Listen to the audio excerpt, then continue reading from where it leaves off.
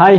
இந்த வண்டி பார்த்தீங்கன்னா R15 V3S. ஸோ இந்த வண்டியில வந்து ஏதோ சவுண்ட் வந்து ஆஃப் ஆயிருச்சு, அதுக்கப்புறம் ஸ்டார்ட் ஆகல அப்படிங்கிறதுக்காக கொண்டு வந்திருந்தாங்க. ஸோ நம்ம வந்து எல்லாமே ஃபுல்லா கழட்டி பார்த்தோம். கழட்டி பார்க்கும்போது பார்த்தீங்கன்னா மெயினா ஃபர்ஸ்ட் கம்ப்ளைண்ட் என்னன்னு பார்த்தீங்கன்னா இந்த டென்ஷனர். ஸோ இந்த டென்ஷனர் வந்து ஆட்டோமேட்டிக்கா நமக்கு வந்து இந்த மாதிரி ரிலீஸ் ஆகும். இது வந்து ரிலீஸ் ஆகல, இந்த டென்ஷனர் வந்து போயிருச்சு. ஸோ இது போனதுனால டைமிங் செயின் கழண்டு விழுந்து அதுக்கப்புறம் வந்து பார்த்தீங்கன்னா வண்டி வந்து டோட்டலா ஆஃப் ஆயிருச்சு. ஸோ அதனால வந்து நம்ம அதெல்லாம் செக் பண்ணிட்டோம். அதுக்கப்புறம் ஹெட்டை கழட்டிடலாம், வால்வு ஏதாவது பெண்டா இருக்குதா அப்படிங்கிறத பார்க்கணும் அப்படிங்கிறதுக்காக ஹெட்டை கழட்டிடலாம்னு சொல்லி கழட்டுறப்ப பார்த்தீங்கன்னா இங்க வந்து பார்த்தீங்கன்னா உங்களுக்கு தெரியும் எந்த அளவுக்கு பேஸ்ட் போட்டிருக்காங்க அப்படிங்கறத பாருங்க. இதுல வந்து இந்த கூலண்ட் பேசேஜ் எல்லாமே பாத்தீங்கன்னா ஃபுல்லாவே வந்து பிளாக் ஆயிருச்சு, எல்லாமே அடைச்சிருச்சு. இந்த சிலிண்டர்லயும் பாத்தீங்கன்னா உங்களுக்கு தெரியும், இங்கேயும் வந்து பேஸ்ட் தான். ஸோ இந்த அளவுக்கு மோசமா வந்து பேஸ்ட் போட்டு மாட்டாதீங்க. எந்த ஒரு லிக்விட் கூலிங் இன்ஜினுக்குமே வந்து பாத்தீங்கன்னா நீங்க வந்து பேஸ்ட் போட்டு யூஸ் பண்ணாதீங்க. நார்மல் வண்டிக்கு லைட்டா போடுறதுனா பிரச்சனை இல்லை. ஸோ இந்த மாதிரி வண்டிக்கெல்லாம் பேஸ்ட் யூஸ் பண்ணவே கூடாது.